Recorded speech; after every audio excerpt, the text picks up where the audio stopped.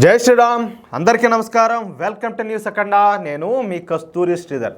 మీకు అందరికి కూడా ఒక సంతోషకరమైన వార్త అయితే ఒకటి తీసుకొచ్చినాయా.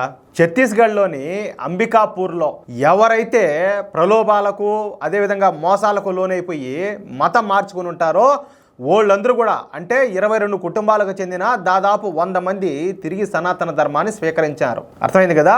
చూడండి ఎంత శుభవార్తో. అంటే నేను ఇప్పుడు ఇంకొక మాట చెప్పాలా.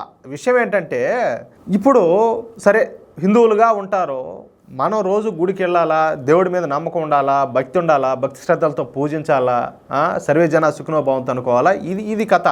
అలా కాకుండా ఏడున్నప్పుడు కనీసం ఏదైనా మాట్లాడితే దేవుణ్ణి దూషించడము, యాండాడు దేవుడు అన్నట్టు, వీళ్ళంతా ఏదో పెద్ద శుద్ధపోసలని, మళ్ళా ఎవడో వచ్చి అదో ఆడికి మా మతంలోకి వచ్చి నువ్వు మతం మారినావంటే నీకు రోగాలు తగ్గుతాయి, నీకు ఉద్యోగాలు వస్తాయి, నీకు పెళ్ళి అవుతుంది, నీకు అప్పులు తీరుతాయి, నీకు అది అవుతుంది, నీకు ఇది అవుతుంది అంటే ఆడి పోవడం. ఏది గుడ్డిగా వాళ్ళ మాటలేని.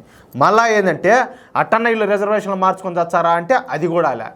కానీ ఇక్కడ విషయం ఏం తెలిసిన ఈ 100 మంది కూడా ఇదే మాదిరిగానే ప్రలోభాలకు లోనయ్యే మతం మారినారు. కానీ ఏంటంటే ఆడికి పోయిన తర్వాత బూమరాంగ్ అయిందనమాట.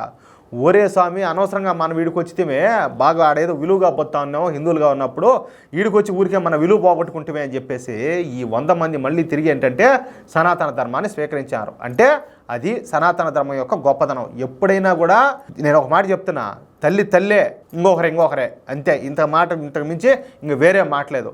ఎప్పుడైనా కూడా ఎవరైనా కూడా మీ దృష్టిలో పడితే ఏది ఈ మత మార్పిళ్ళు చేసేవాళ్ళు కానీ లేకపోతే మత ప్రచారాలు చేసేవాళ్ళు కానీ ఎట్టి పరిస్థితుల్లో కూడా ఉపేక్షించొద్దు.